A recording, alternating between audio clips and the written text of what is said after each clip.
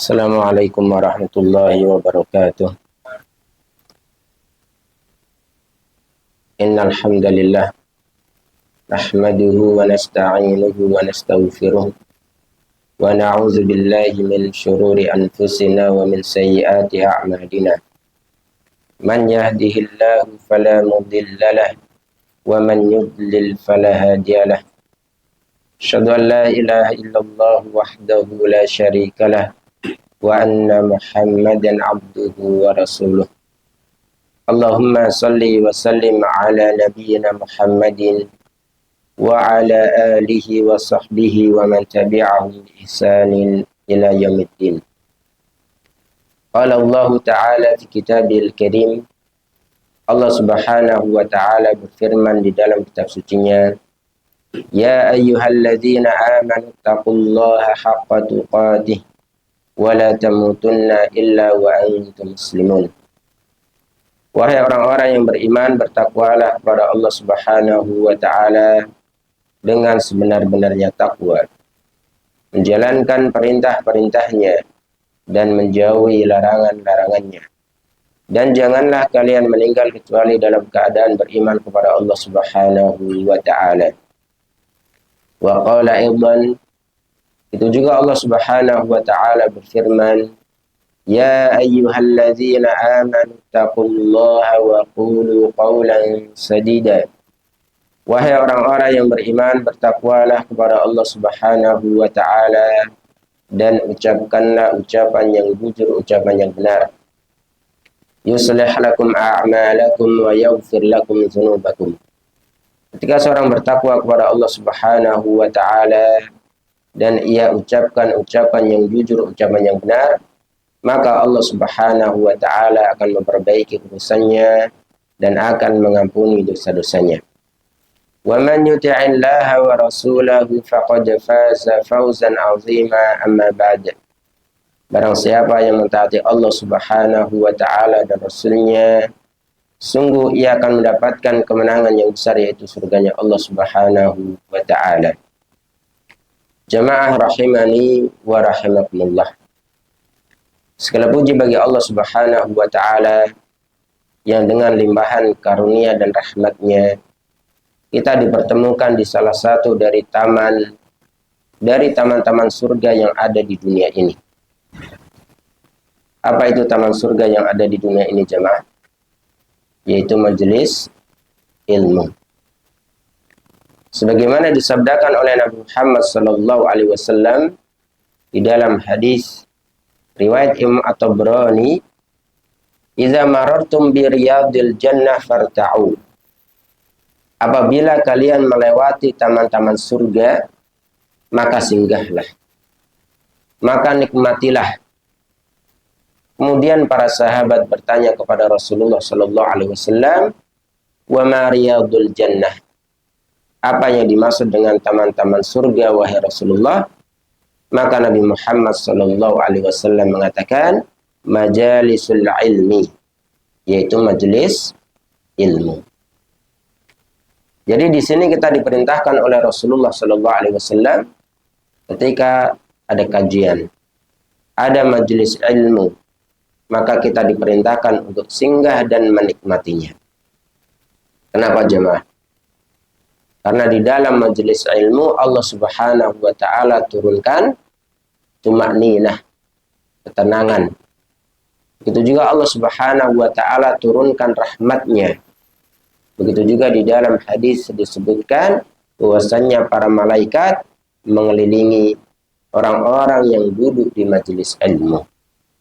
Oleh karenanya, duduknya kita pada siang hari ini dalam bentuk menunaikan salah satu kewajiban di dalam agama kita, talabul ilmi fariidatun ala kulli muslimin.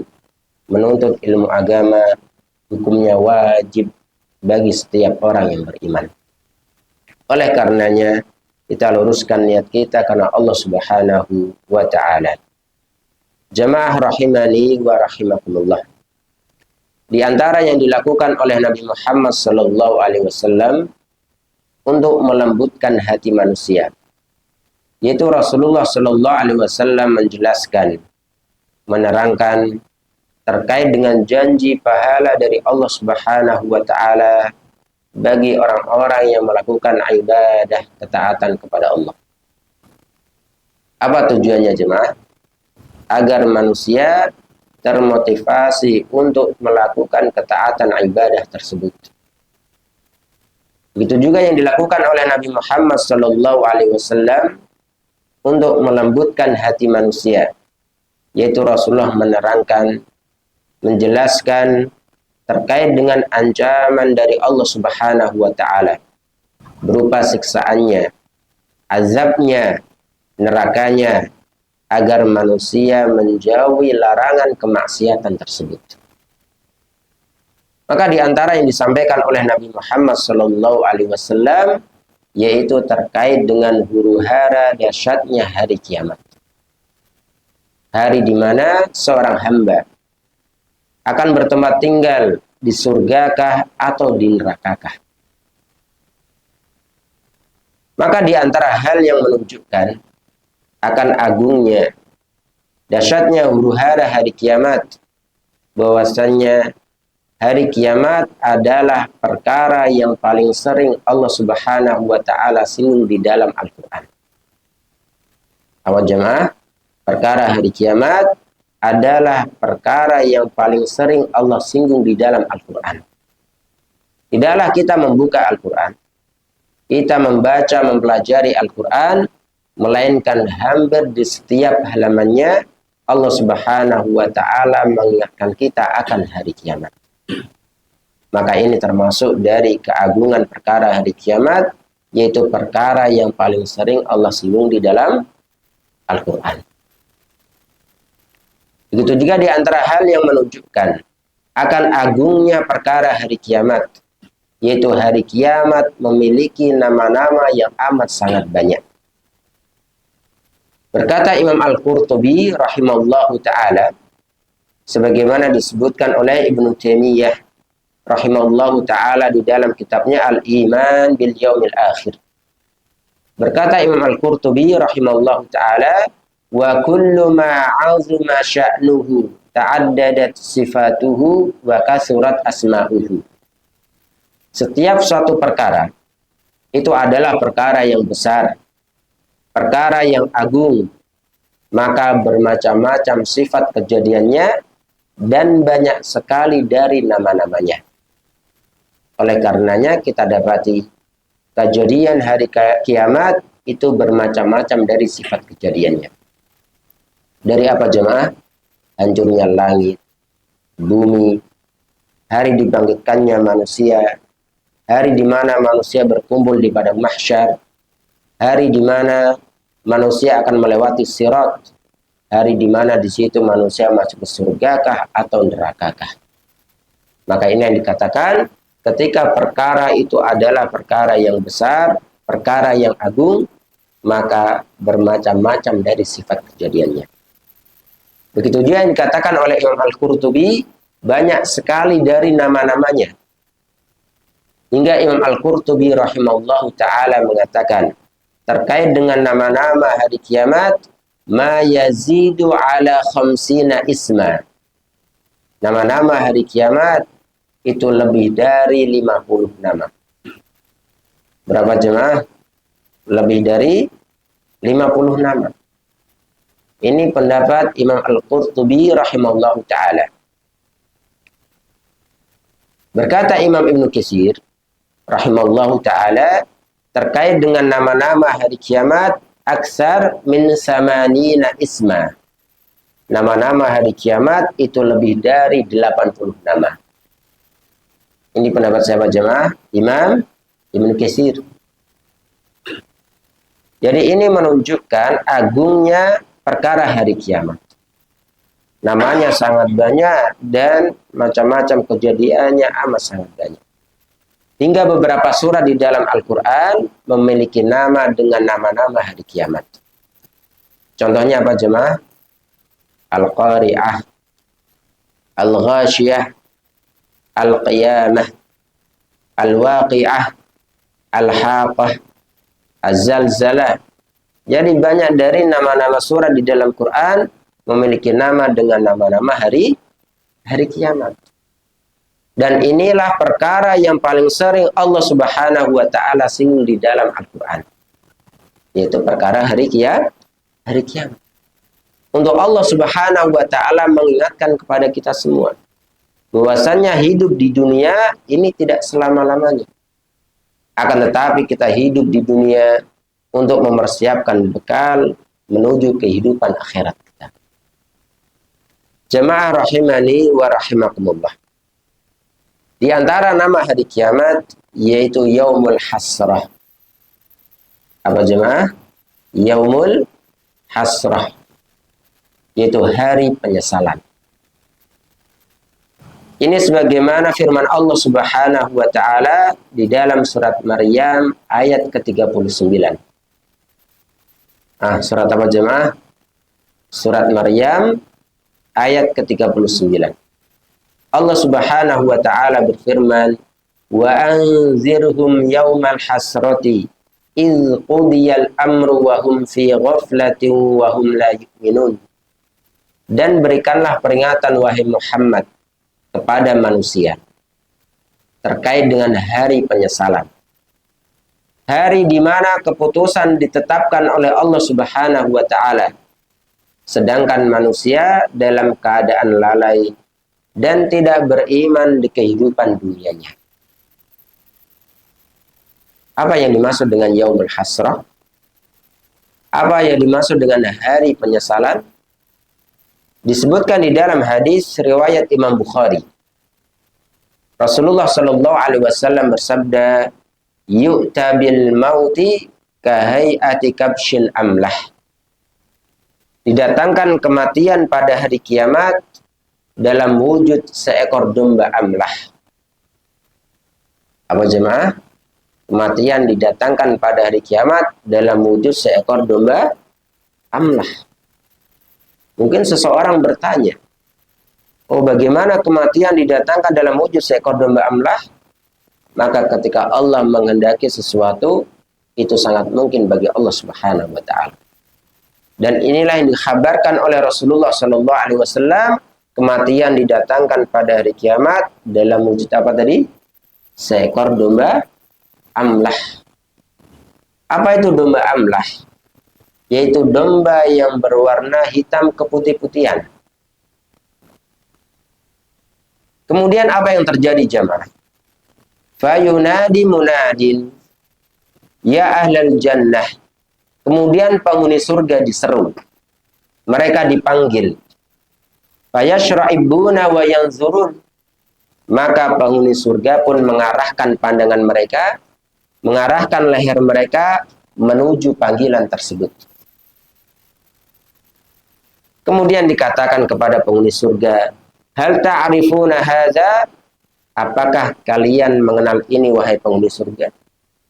Apakah kalian mengetahui ini wahai penghuni surga? Maka penghuni surga mengatakan, na'am, hadzal maut. Iya, kami mengenalinya. Ini adalah kematian yang didatangkan oleh Allah Subhanahu wa taala dalam wujud seekor domba amlah. Kemudian Rasulullah mengatakan, wa kulluhum qad ra'ahu, dan seluruh penghuni surga telah melihat kematian tersebut. Yang didatangkan dalam wujud apa tadi? Seekor domba amlah. Domba yang berwarna hitam keputih-putihan. Summa yunadi, ya ahlan nar. Kemudian penghuni neraka diseru. Jadi setelah penghuni surga diseru, dipanggil. Sekarang penghuni neraka dipanggil. Ya ahlan nar, wahai penghuni neraka. Fayashra'ibuna wa yanzurun. Maka penghuni neraka pun mengarahkan leher mereka, pandangan mereka menuju panggilan tersebut, menuju seruan tersebut. Kemudian dikatakan kepada penghuni neraka, hal ta'rifuna hadza? Apakah kalian wahai penghuni neraka mengenal ini? Mengetahui ini? Maka penghuni neraka pun mengatakan, na'am, hadzal maut. Iya, kami mengenalinya. Ini adalah kematian yang didatangkan oleh Allah Subhanahu wa taala dalam wujud seekor domba amlah. Wa kulluhum qad ra'ahu, dan seluruh penghuni neraka telah melihat kematian tersebut dalam wujud seekor domba amblah. Kemudian apa yang terjadi jemaah? Fayuzbahu. Kemudian kematian tersebut, domba amblah tersebut disembelih. Diapain jemaah? Disembelih. Ini menunjukkan tidak ada kematian lagi pada hari kiamat. Kenapa? Kematian yang didatangkan dalam wujud seekor domba amblah sudah disembelih. Tidak ada kematian lagi pada hari kiamat. Kemudian penghuni surga diseru kembali. Mereka dipanggil kembali. Ya ahlal jannati khuludun fala mauta. Wahai penghuni surga, kekekalan bagi kalian, tidak ada kematian setelahnya.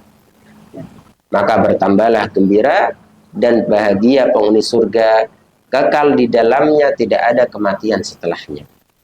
Kenapa jemaah? Kematian sudah disembelih dalam wujud seekor domba amblah. Kemudian penghuni neraka diseru kembali. Mereka dipanggil kembali. Ya ahlan nari khuludun fala mauta. Wahai penghuni neraka, kekekalan bagi kalian, tidak ada kematian setelahnya. Maka bertambahlah menyesal dan menyesal dan menyesal penghuni neraka. Kemudian Nabi Muhammad SAW membaca firman Allah Subhanahu wa taala, yaitu surat Maryam ayat ke-39. Wa anzirhum yaumal hasrati il qudiyal amru wa hum fi ghaflati wa hum la yu'minun. Berikanlah peringatan wahai Muhammad kepada manusia akan hari penyesalan, hari di mana keputusan ditetapkan oleh Allah Subhanahu wa taala. Penghuni surga masuk ke dalam surga, kekal di dalamnya, tidak ada kematian setelahnya, dan penghuni neraka masuk ke dalam neraka, kekal di dalamnya, tidak ada kematian setelahnya. Sedangkan manusia dalam keadaan lalai dan tidak beriman di kehidupan dunianya. Ini yang dikatakan dengan yaumul hasrah, yaitu hari penyesalan. Disebutkan di dalam tafsir Al-Baghawi dengan tambahan lafaz hadis, falaula anna Allah ta'ala qada li ahli al-jannatil hayata wal baqa'a lamatu faraha. Sekiranya Allah Subhanahu wa taala tidak menetapkan kekekalan bagi penghuni surga, maka sungguhlah mereka itu akan mati dalam keadaan saking bahagianya jemaah. Jadi kalau ada orang meninggal saking bahagianya, itu siapa? Penghuni surga. Tapi tidak ada kematian setelahnya. Itulah yang dikatakan dengan kebahagiaan yang hakiki, kegembiraan yang tidak ada habisnya. Kemudian Rasulullah mengatakan, walaula anna Allah ta'ala qada li ahli naril hayata wal baqa'a lamatu taraha. Sekiranya Allah Subhanahu wa taala tidak tetapkan kekekalan bagi penghuni neraka, maka sungguhlah mereka akan mati dalam keadaan sengsara. Maksudnya apa jemaah? Kalau ada orang yang meninggal karena saking sengsaranya, saking menderitanya, yaitu penghuni neraka, tapi tidak ada kematian, maka mereka sengsara, menderita, berkelanjutan, dan itu kekekalan bagi mereka. Jamaah rahimani wa rahimakumullah. Disebutkan di dalam hadis riwayat Imam Bukhari dari sahabat yang mulia Abu Hurairah radhiyallahu anhu. Qala Rasulullah sallallahu alaihi wasallam. Rasulullah sallallahu alaihi wasallam bersabda, la yadkhulu ahadun al-jannata illa ra'a maq'adahu minan nari law asa'a liyazdada syukra. Tidaklah seorang penghuni surga ia masuk ke dalam surga kecuali Allah Subhanahu wa taala perlihatkan untuknya kedudukannya di dalam neraka apabila dia berbuat keburukan, berbuat dosa kepada Allah Subhanahu wa taala. Apa jemaah? Tidaklah seseorang dari penghuni surga ia masuk ke dalam surga melainkan Allah perlihatkan untuknya kedudukannya di dalam neraka. Kalau sekiranya dulu di kehidupan dunia ia banyak melakukan kemaksiatan, keburukan kepada Allah Subhanahu wa taala. Apa tujuannya? agar bertambahnya syukurnya penghuni neraka kepada Allah Subhanahu wa taala.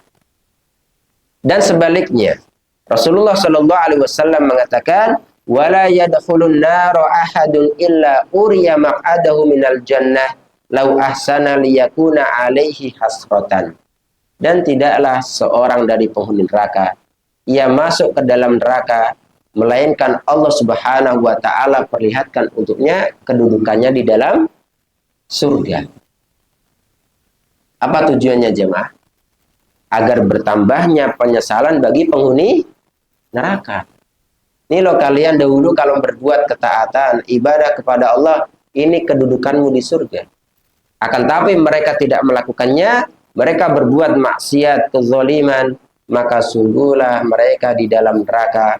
Maka ucapan seperti ini, Allah perlihatkan hal ini agar bertambah penyesalan mereka.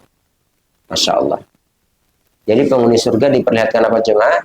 Kedudukannya di dalam neraka. Sekiranya dahulu dia berbuat keburukan, berbuat dosa kepada Allah, agar bertambah syukurnya kepada Allah. Begitu juga penghuni neraka diperlihatkan kedudukannya di dalam surga, agar ia bertambah menyesal kenapa dahulu dia di dunia tidak berbuat ketaatan kepada Allah Subhanahu wa taala. Disebutkan di dalam hadis riwayat Imam At-Tirmizi, Rasulullah Shallallahu alaihi wasallam bersabda, "Ma min ahadin yamutu illa nadima." Tidaklah seseorang meninggal dunia melainkan dia akan menyesal. Siapapun itu jemaah. Dia orang yang berimankah atau dia orang kafirkah? Atau dia ahli maksiat? Kata Nabi Muhammad Shallallahu alaihi wasallam, tidaklah seseorang meninggal dunia melainkan dia akan menyesal. Kenapa orang yang beriman menyesal? Kenapa orang yang bertakwa menyesal? Dikatakan oleh Nabi Muhammad sallallahu alaihi wasallam, "In kana muhassinan nadima alla yakuna izdada." Sekiranya dia adalah orang yang bertakwa, orang yang berbuat kebaikan di kehidupan dunianya, ia menyesal kenapa dulu di kehidupan dunia dia tidak lebih maksimal lagi dalam berbuat kebaikan, ketaatan, agar bertambah lagi derajat dia di surga. Itulah penyesalan orang-orang yang berbuat kebaikan. Itulah penyesalan orang-orang yang ada di dalam surga, kenapa dulu dia tidak lebih maksimal lagi, lebih semangat lagi di dalam ketaatan ibadah, agar ia mendapat derajat surga yang lebih tinggi. Naam. Wa in kana musian nadima alla yakuna naz'a. Sekiranya ia adalah ahli maksiat, orang yang banyak berbuat keburukan, orang fajir, orang fasik, ia menyesal kenapa dulu dia tidak meninggalkan maksiat-maksiat tersebut. Ini yang dikatakan oleh Nabi Muhammad SAW, tidaklah seseorang meninggal dunia melainkan ia menyesal. Orang yang beriman menyesal kenapa dulu dia tidak lebih maksimal lagi. Sedangkan orang fasik, orang fajir, orang yang banyak dosanya, ia menyesal kenapa dulu di kehidupan dunianya ia tidak meninggalkan kemaksiatan perbuatan dosa tersebut. Jamaah rahimani wa rahimakumullah. Di antara penyesalan manusia pada hari kiamat kelak, ini yang pertama, yaitu orang-orang yang mengabaikan Al-Quran. Orang-orang yang meninggalkan Al-Quran. Rasulullah Shallallahu alaihi wasallam bersabda, "Iqra'ul Qur'an fa innahu ya'ti yaumal qiyamah syafi'an li ashabihi." Bacalah oleh kalian Al-Qur'an, karena Al-Qur'an akan datang pada hari kiamat sebagai syafaat, sebagai penolong. Bagi siapa jemaah? Bagi orang yang membaca. Akan tetapi ingatlah, ketahuilah bahwasannya Al-Quran tidak hanya dibaca dari sisi harfiahnya saja. Tidak cukup seseorang itu membaca Al-Quran dari sisi huruf-hurufnya saja, tidak. Akan tapi ia diperintahkan juga untuk membaca dari sisi kandungannya, dari sisi maknanya, untuk ia ketahui halal, haram, perintah, larangan yang ditetapkan oleh Allah Subhanahu wa Ta'ala. Bagaimana caranya jemaah? Kita membaca Al-Quran dari sisi kandungannya, dari sisi maknanya, yaitu dengan duduk di majelis ilmu. Karena kalau seorang baca Quran, oh dia baca artinya selintas, mungkin dia belum paham. Iya, karena Al-Quran ini perlu tafsir, penjelasan. Maka menunjukkan kesungguhan dia untuk membaca Al-Quran dari sisi makna kandungannya, yaitu dengan ia duduk di majelis ilmu. Karena tidaklah seseorang dia duduk di majelis ilmu kecuali disampaikan di dalamnya qala Allah wa qala Rasul. Firman Allah dan sabda Rasulullah Sallallahu Alaihi Wasallam diterangkan di dalamnya. Apakah cukup seseorang membaca Al-Quran dari sisi kandungannya saja? Itu menjadi syafaat untuknya pada hari kiamat? Tidak. Akan tetapi ia juga mengamalkan Al-Quran. Ia jadikan Al-Quran sebagai petunjuk hidupnya. Inilah yang dikatakan Al-Quran akan menjadi syafaat. Akan menjadi penolong bagi kita. Kita membacanya dari sisi harfiahnya. Kita membacanya dari sisi kandungan maknanya dengan duduk di majelis ilmu. Begitu juga kita mengamalkan Al-Quran jemaah. Karena tujuan diturunkannya Al-Quran yaitu sebagai pedoman hidup bagi manusia. Sebagai petunjuk bagi manusia. Maka betapa banyak orang di zaman sekarang hanya mencukupkan membaca Al-Quran dengan harfiahnya saja. Dengan huruf-hurufnya saja. Maka bisa jadi apa yang ia ucapkan atau yang ia baca dari Al-Quran, ia selisihi dengan perbuatannya. Apa sebabnya? Ia tidak paham kandungannya jemaah. Maka kita kembali kepada konsep Nabi Muhammad SAW. Sejak diutusnya Rasulullah SAW, talabul ilmi faridatun ala kulli muslim. Menuntut ilmu itu hukumnya wajib. Kita ingatkan anak kita, istri kita untuk duduk di majelis ilmu. Ingatlah kisah Umar bin Khattab radhiyallahu anhu ketika berhijrah ke Madinah. Kemudian Nabi Muhammad SAW mempersaudarakan antara muhajirin dengan al-ansar. Apa yang dilakukan oleh Umar bin Khattab dengan saudaranya dari Ansar? Yaitu Umar bin Khattab dengan saudaranya dari Ansar itu bergantian dalam menuntut ilmu dan dalam bekerja. Maksudnya gimana jemaah? Oh, sehari Umar ini bekerja. Besoknya ngapain? Dia menuntut ilmu.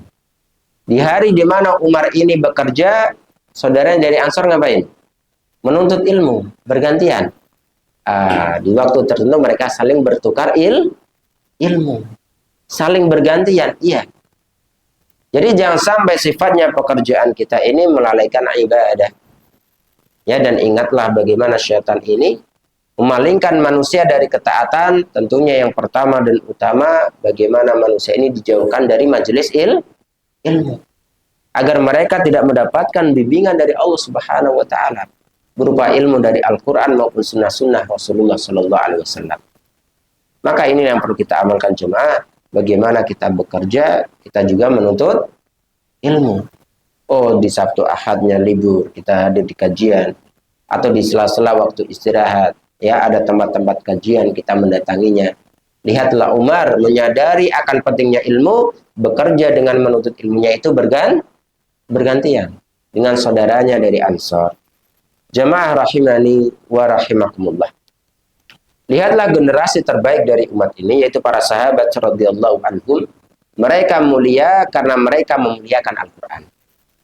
Mereka diangkat derajatnya oleh Allah Subhanahu wa taala karena mereka sangat dekat dengan Al-Quran. Maka perumpamaannya, para salafun saleh dengan Al-Quran, lihatlah orang di zaman sekarang dengan handphone mereka. Kalau kita ditanya jemaah, sehari kita megang HP itu berapa lama jemaah?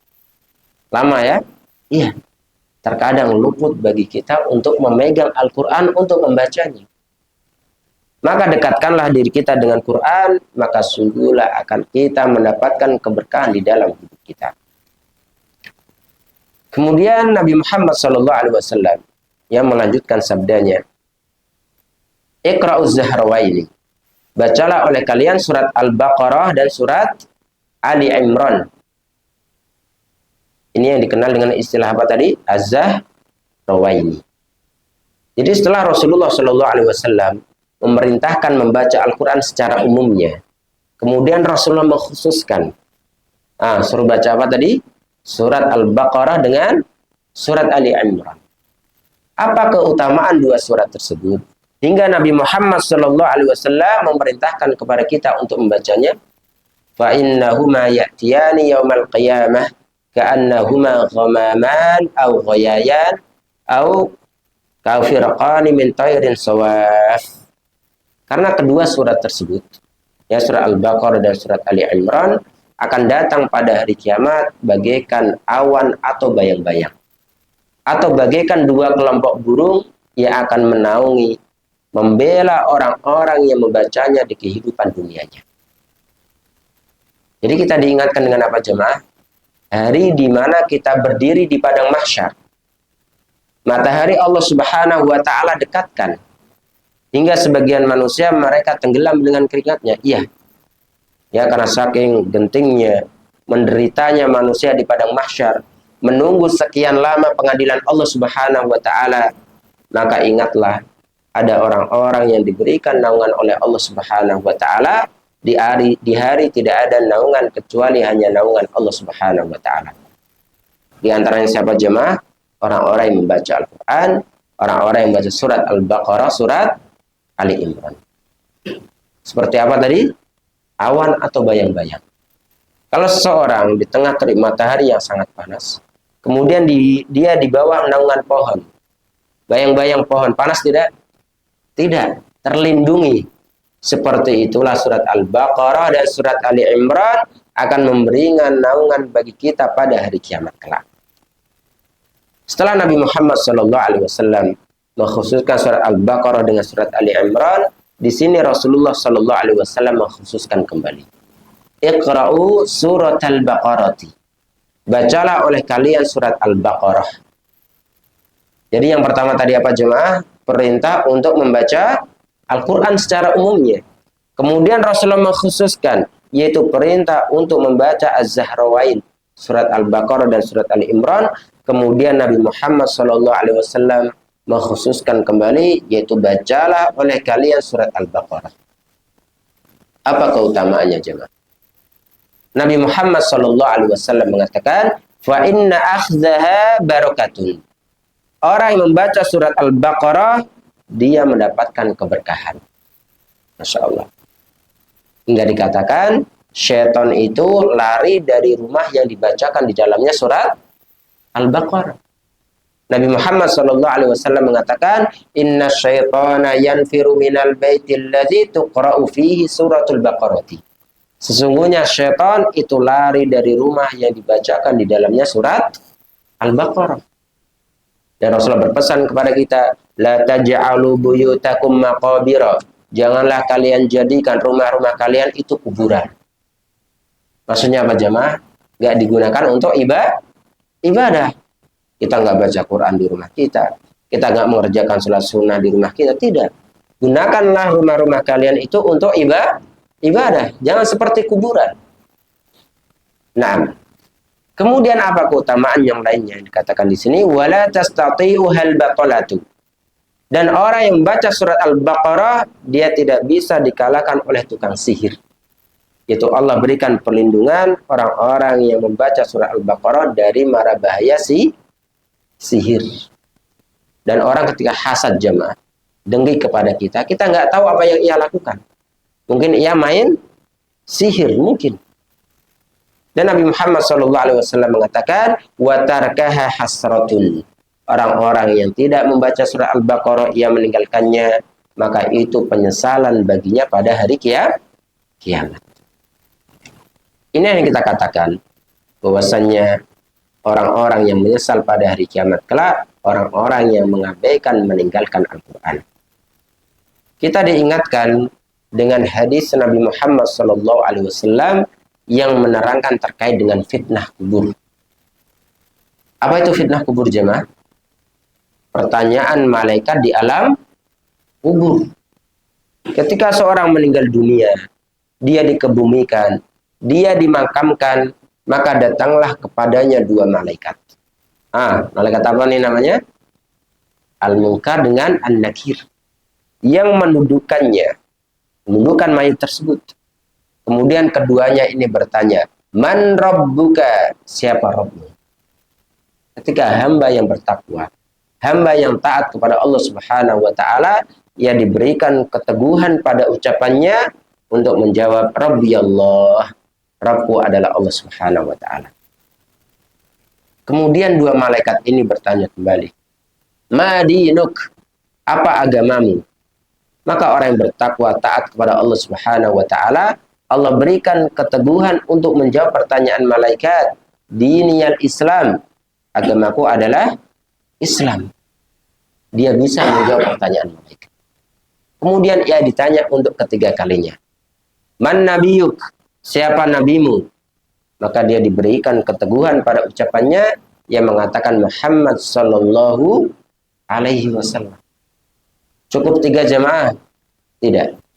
Ia ditanya kembali, Ma ilmuk, apa ilmumu di dunia? Apa amalanmu di dunia? Maka hamba mayit yang bertakwa ini di kehidupan dunianya ini mengatakan, Qara'tu kitaballahi fa'amantu bihi wa saddaqtu. Aku membaca kitab suci Allah, yaitu Al-Quran, dan aku mengimaninya dan aku mengamalkannya. Lihatlah jemaah, orang-orang yang membaca Al-Quran, mereka menjadikan Al-Quran sebagai pedoman hidupnya, itulah orang-orang yang bisa menjawab pertanyaan pada hari kiamat, di alam kuburnya, di alam barzakhnya. Itu Allah berikan keteguhan pada ucapannya. Ini sebagaimana firman Allah Subhanahu wa taala di dalam surat Ibrahim ayat ke-27. Surat apa jemaah? Surat Ibrahim ayat ke-27. Allah Subhanahu wa taala berfirman, Yuthabbitullahu allazina amanu bil qawli tsabiti fil hayatid dunya wa fil akhirah. Allah Subhanahu wa taala memberikan keteguhan pada ucapan orang-orang yang beriman dengan ucapan yang teguh di kehidupan dunianya maupun di kehidupan akhiratnya. Apa artinya? Apa maknanya Allah berikan keteguhan pada ucapan orang yang beriman di kehidupan dunianya? Di antara yang disebutkan oleh Imam Al-Baghawi di dalam tafsirnya, yaitu Allah Subhanahu wa taala berikan keteguhan pada ucapannya untuk mengucapkan kalimat la ilaha illallah di detik-detik kematiannya. Yang dikatakan apa jemaah? Allah berikan keteguhan bagi seorang yang beriman di kehidupan dunianya, yaitu di detik-detik kematiannya, untuk mengucapkan la ilaha illallah. Kalau orang di detik kematiannya, di sakaratul mautnya, mudah dia mengucapkan suatu ucapan. Berat, susah.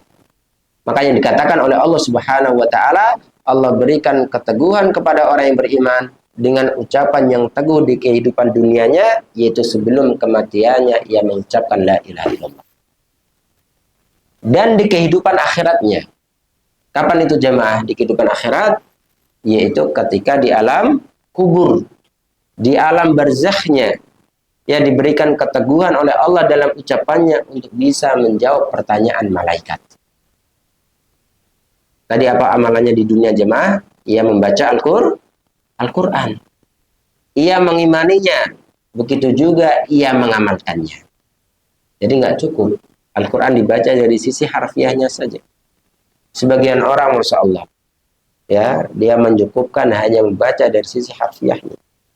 Maka kita dapati perbuatannya menyelisih apa yang ia baca dari Al-Quran, karena ia tidak memahami dari makna kandungan di dalam Al-Quran.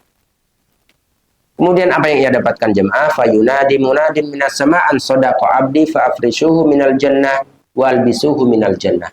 Lihatlah orang-orang yang baca Al-Quran. Mereka dekat dengan Al-Quran. Allah muliakan di alam kuburnya dengan dibentangkan untuknya hamparan dari surga. Dan dipakaikan untuknya pakaian dari surga. Dan dibukakan untuknya pintu menuju surga. Kemudian datang kepadanya dan dia di alam kuburnya, angin surga, aroma surga. Dia mendapatkan kenikmatan di alam kuburnya. Kemudian apa jemaah? Yaitu kuburnya diluaskan sejauh matanya memandang. Diluaskan kuburnya. Ini berbeda dengan orang yang fasik, orang yang fajir. Ketika ia ditanya oleh malaikat, apa yang ia ucapkan? La adri, aku tidak tahu. Dia tidak bisa menjawab pertanyaan malaikat. Kenapa? Di kehidupan dunianya ia melalaikan Al-Quran. Kemudian apa yang ia dapatkan jemaah? Yaitu kuburannya disempitkan, dia diazab di alam kuburnya. Ini sebagaimana firman Allah Subhanahu wa taala yaitu di dalam surat Thaha ayat ke-124. Surat apa jemaah? Surat Thaha ayat ke-124. Allah Subhanahu wa taala berfirman, "Wa man a'rada 'an dzikri fa inna lahu ma'isyatan dhanka." Barang siapa yang berpaling dari peringatanku, maka sungguhlah untuknya kehidupan yang sempit. Apa makna peringatanku di dalam ayat ini? Disebutkan di dalam tafsir As-Sa'di, ay kitabi, yaitu orang-orang yang berpaling dari kitab suciku, kata Allah, yaitu berpaling dari Al-Quran. Maka sungguh untuknya kehidupan yang sempit. Apa arti kehidupan yang sempit? Maka disebutkan di dalam tafsir As-Sa'di, yaitu kuburannya disempitkan. Dia diazab di alam kuburnya. Ini sebagaimana hadis sebelumnya tadi. Dia menjawab pertanyaan malaikat nggak bisa, diapakan? Disempitkan kuburannya. Sebagaimana dalam ayat orang-orang yang berpaling dari Al-Quran, sungguhlah bagi mereka yudayyaku alaihi qabruh, yaitu kuburnya disempitkan hingga hancurlah tulang-tulangnya. Dan dia diazab di dalamnya. Apa sebabnya? Ia berpaling dari Al-Quran jemaah. Dan ini yang kita katakan tadi, sebab pertama orang diazab di alam kuburnya, orang yang menyesal, yaitu orang-orang yang berpaling dari Al-Quran. Maka berkata Syekh Abdurrahman bin Nasir As-Sa'di rahimahullahu ta'ala, wa hadhi ihdal ayati dalati ala azabil qabr. Dan ayat ini termasuk dari ayat-ayat yang menunjukkan adanya azab kubur. Orang berpaling dari Al-Quran, maka sungguhlah disempitkan kehidupannya, yaitu kehidupan di alam kuburnya. Walaupun sebagian ulama, mereka memaknai kehidupan yang sempit ini mencakup kehidupan dunia maupun kehidupan alam barzah dan akhiratnya. Apa maknanya? Orang yang berpaling dari Al-Quran, dia diberikan kehidupan yang sempit. Tidak ada kebahagiaannya hakiki di dalam hatinya. Walaupun nampak kasat mata manusia, dia orang yang bahagia jemaah. Oh mungkin dia punya harta. Oh mungkin dia punya rumah yang mewah. Oh mungkin dia punya pelayan dan seterusnya. Punya kedudukan jabatan. Tapi kalau dia berpaling dari Al-Quran, maka sungguhlah dia tidak mendapatkan kebahagiaannya hakiki, yang ada yaitu kehidupan yang sempit. Maka kita dapati, oh ada orang kaya, ya, berakhir kehidupannya dengan apa? Bunuh diri, dengan narkoba, dengan minum-minuman keras, khamr. Apa sebabnya? Tidak ada kebahagiaan yang hakiki di dalam hatinya. Apa sebabnya? Dia berpaling dari Al-Quran jemaah. Akan tapi sebaliknya, mungkin ada seorang hamba, oh dia penghasilannya pas-pasan, mungkin bahkan kurang, tapi bahagia hidupnya. Kenapa? Dia dekat dengan Al-Quran jemaah. Maka dekatkanlah diri kita dan anak-anak kita dengan Al-Quran sebagaimana salafun saleh. Mereka mendekatkan diri mereka dengan Al-Quran. Jamaah rahimani wa rahimakumullah. Penyesalan berikutnya, orang-orang yang menyesal pada hari kiamat kelak, atau bahkan di kehidupan kematiannya setelah wafatnya dirinya, yaitu orang-orang yang tidak berinfak. Apa jemaah? Orang-orang yang tidak berinfak, bersedekah. Baik infak yang sifatnya wajib. Yang wajib ini mencakup apa jemaah? Zakat. Selain itu, infak kepada anak istri wajib tidak? Wajib. Kafarah. Nah ini wajib ditunaikan. Atau infak yang sifatnya tidak wajib selain dari itu tadi. Maka orang-orang yang tidak berinfak, tidak bersedekah, maka sungguhlah mereka itu menyesal pada hari kiamat kelak, bahkan setelah wafatnya dia menyesal. Apa yang dikatakan oleh Allah Subhanahu wa taala dalam surat Al-Munafiqun ayat ke-10. Allah Subhanahu wa taala berfirman, "Wa anfiqu mimma razaqnakum min qabli an ya'tiya ahadakumul maut." Maka berinfaklah dari apa yang aku rezekikan kepada kalian sebelum datang kepada kalian kematian. Jadi kita diperintahkan untuk bersedekah, untuk berinfak sebelum datang kematian jemaah. Kenapa? Lihatlah penyesalan orang-orang ketika ia meninggal. Fayaqula rabbi laula akhartani ila ajalin qarib. Maka berkata orang ketika dia sudah meninggal, ya Allah, sekiranya engkau akhirkan kematianku ini untuk waktu yang sebentar. Engkau tunda untuk waktu yang sebentar saja. Untuk apa jemaah? Fa'as-soddaqah. Untuk aku bersodaqah. Wa aku minas solihin. Dan aku untuk menjadi orang-orang yang soleh. Melakukan ketaatan. Ibadah kepada Allah subhanahu wa ta'ala. Maka berkata Syekh Abdurrahman bin Nasir As-Sa'di dalam tafsirnya, mutahassiran ala ma farata fi waqtil imkan. Jadi dia menyesal atas apa yang ia lalaikan untuk bisa beramal di waktu yang memungkinkan untuk beramal, yaitu di kehidupan dunia. Dia tidak gunakan kesempatan tersebut untuk beramal. Ketika dia meninggal, sudah terputuslah kesempatan dia untuk beramal. Maka ini diantara penyesalan orang-orang, yaitu orang yang tidak berinfak, orang yang tidak bersedekah. Oleh karenanya sering kita ingatkan, jangan sampai berlalu hari-hari kita tanpa bersedekah jemaah. 5.000 kah, 10.000 kah, kurang dari itu atau lebih dari itu, biasakan diri kita untuk bersedekah. Apa kata Rasulullah Sallallahu Alaihi Wasallam?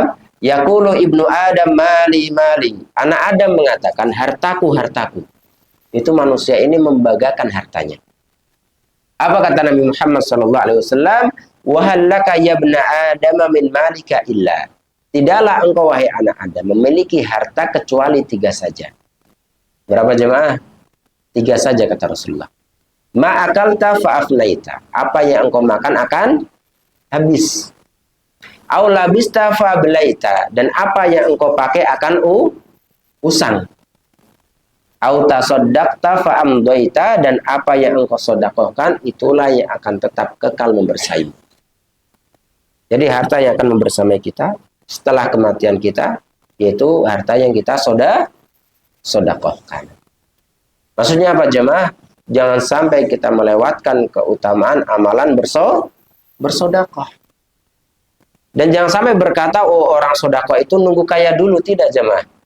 Kita diingatkan oleh sabda Rasulullah Sallallahu Alaihi Wasallam, sabaqa dirhamun mi'ata alfi dirhamin. Uang 1 dirham mengalahkan 100.000 dirham. Kok bisa jemaah? Sedekah 1 dirham, ya mungkinlah 1.000 lah dalam bahasa kita, mengalahkan sedekah 100.000. Bagaimana bisa terjadi? Oh si fulan dia punya uang hanya 2 dirham, disedekahkan 1 dirham, berarti dia bersedekah dengan setengah hartanya. Sedangkan si fulan yang kedua tadi dia bersedekah 100.000 dirham, dari sekian banyak dari harta yang ia miliki, ia hanya mengambil sedikit secuil saja. Maksudnya apa? Sedekah tidak menunggu kaya. Mungkin yang kita bersedekah 1.000 atau 2.000 ini lebih besar pahalanya dari mereka yang bersedekah 100.000 atau yang lebih dari itu. Nah, maka kita diingatkan jemaah, apa yang kita sedekahkanlah itulah yang tabung bersama kita di setelah kematian kita. Dan apa yang kita tabung kemana jemaah? Apa yang kita kumpulkan? Orang itu kalau punya tabungan banyak lebih senang tidak daripada sedikit? Lebih senang dia punya harta banyak, tabungannya banyak. Maka apa yang kita kumpulkan dari harta ketika kita wafat itu menjadi ahli waris kita. Ya, maka ingatkan kepada diri kita pribadi, bersedekah itu juga untuk melatih bagaimana kita menghilangkan atau menekan sifat kebakhilan di dalam diri kita. Maka lihatlah dalam Quran banyak sekali ayat-ayat yang memerintahkan kita untuk bersedekah, hingga Allah Subhanahu wa taala mengibaratkan seperti memberikan pinjaman untuk Allah. Kalau orang minjam harus dikembalikan tidak? Seperti itu pula Allah mengibaratkan orang yang memberikan pinjaman untuk Allah. Yaitu orang yang bersedekah, Allah kembalikan, bahkan Allah lipat gandakan. Maka Rasulullah mengatakan, "Ma naqasat shadaqatun min mal", yaitu sedekah tidak mengurangi harta, yang ada akan buat harta kita menjadi berkah dan harta kita menjadi berkembang. Yang terakhir jamaah, kita diingatkan dengan kisah ketika Nabi Muhammad SAW menyembelih seekor kambing. Apa yang disembelih jamaah? Seekor kambing. Kemudian Nabi Muhammad SAW memerintahkan kepada istri-istrinya untuk membagikan daging kambing tersebut untuk disedekahkan. Kemudian Rasulullah bertanya kepada Aisyah radhiyallahu anha, "Ma baqiya minha", apa yang tersisa wahai Aisyah dari daging kambing tersebut? Kata Aisyah, seluruhnya sudah habis wahai Rasulullah, kecuali bagian pundaknya, punggungnya yang masih ada. Maksudnya apa jemaah? Yang bagian punggung ini dimakan. Sisanya diapain tadi? Habis disodakoin. Apa kata Rasulullah Sallallahu Alaihi Wasallam? Rasulullah Sallallahu Alaihi Wasallam berkata menyelisih ucapan Aisyah radhiyallahu anha. Seluruh daging kambing itu masih ada kecuali bagian punggungnya. Karena itu yang dimakan akan habis dan yang disodakokan itulah yang kekal. Ya, oleh karenanya ini yang kita ingatkan pada jemaah sekalian bagaimana seorang bersedekah di kehidupannya dan sampai berlalu hari-harinya tanpa bersedekah. Nah, kita hanya bisa sampaikan dua sebab ya seorang menyesal pada hari kiamat kelak atau di kehidupan alam kuburnya, yaitu orang-orang yang mengabaikan Al-Quran, meninggalkan Al-Quran, dan orang-orang yang tidak bersedekah. Nah, masih ada amalan-amalan yang lainnya jemaah, tapi kita tidak bisa sampaikan di pertemuan sekarang. Ada yang tanyakan jemaah? Baik, kalau ada yang tanyakan silahkan ya sebelum kita tutup dengan doa kafaratul majelis. Ya, silakan Wahyu. Waalaikumsalam.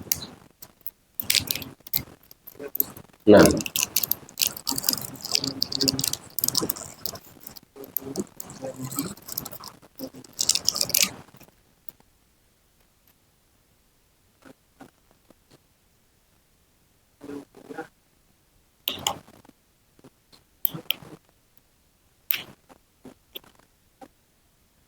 Hmm.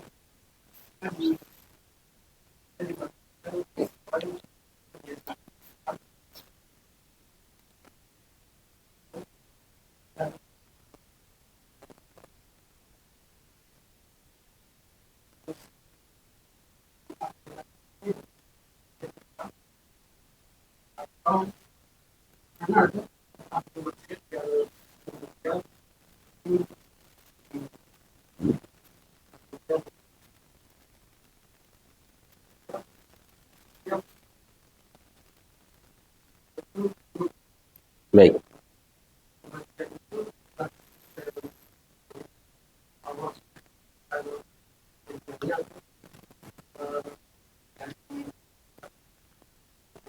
Baik.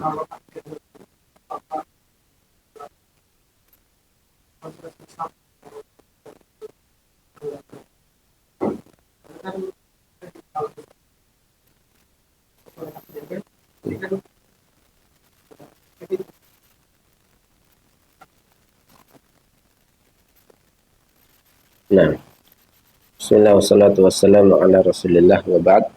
Terkait dengan ajal kematian, ini bagian dari takdir ketetapan Allah Subhanahu wa taala. Dan kalau kita membahas tentang hadis, awal makhluk yang diciptakan oleh Allah itu apa jemaah? Apa?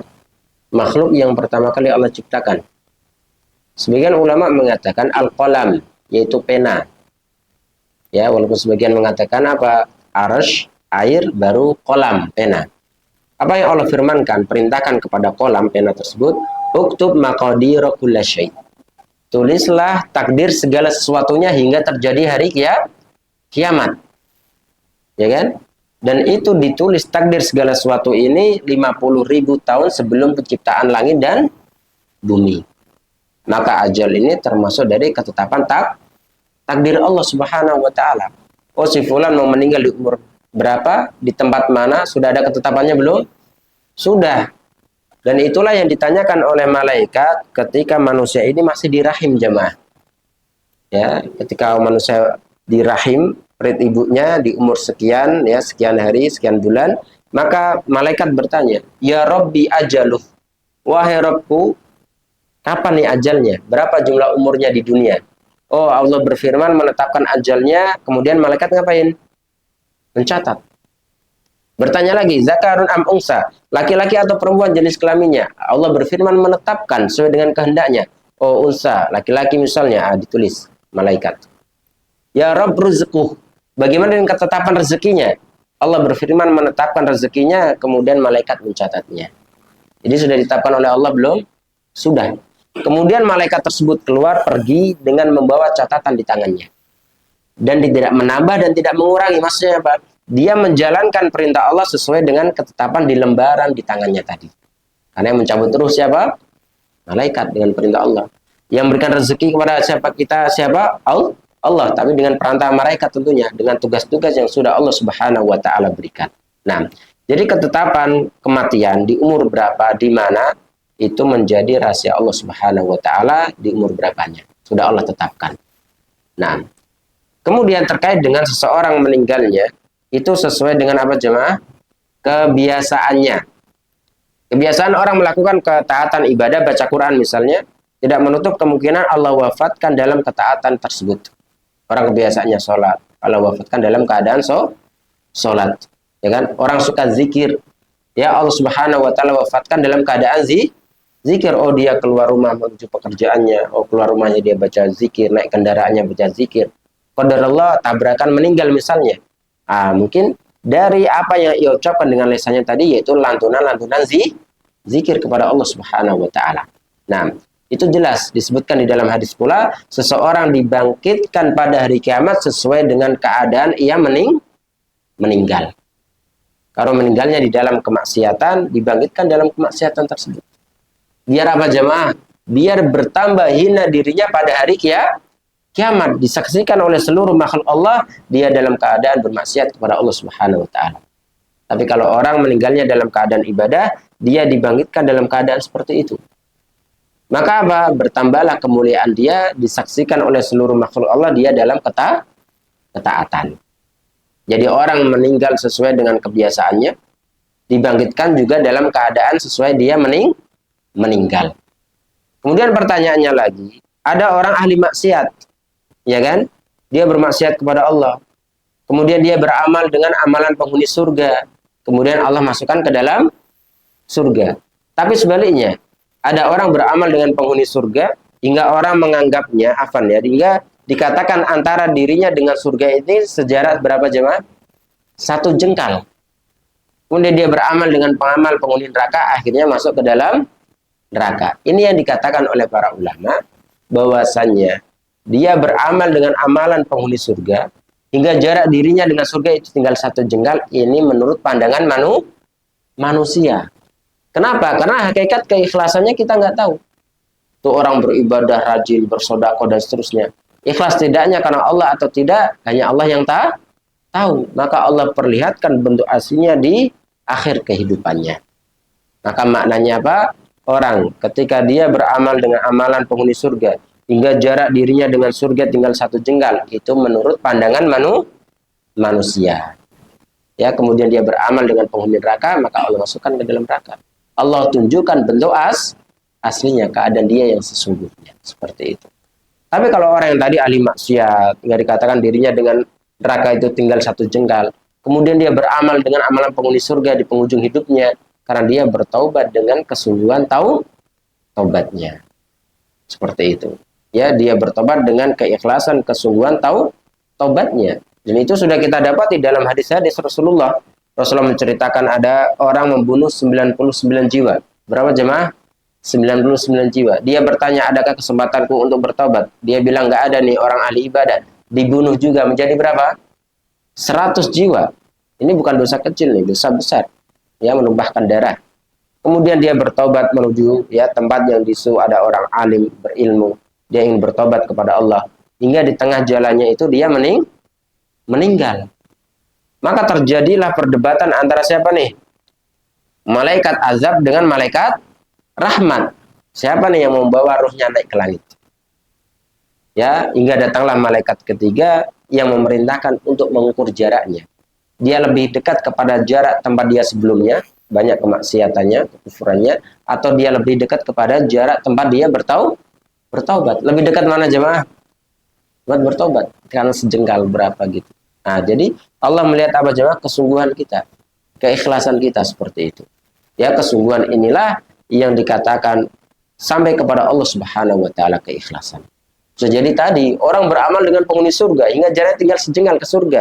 Tapi kalau dia tidak ikhlas, maka tidak bernilai. Pandangan manusia melihat dia ahli surga. Tapi di pandangan Allah tidak, karena tidak adanya keikhlasan. Tapi intinya itulah yang dikatakan di dalam hadis bahwasanya seseorang akan dibangkitkan pada hari kiamat sesuai dengan keadaan yang meninggal, dan seorang meninggal sesuai dengan kebiasaannya. Seperti itu. Nah, cukup jemaah, ada yang lain? Tidak ada ya. Insyaallah kita tutup dengan doa kafaratul majelis. Subhanakallahumma bihamdika asyhadu an la ilaha illa anta astaghfiruka wa atubu ilaik. Assalamualaikum warahmatullahi wabarakatuh.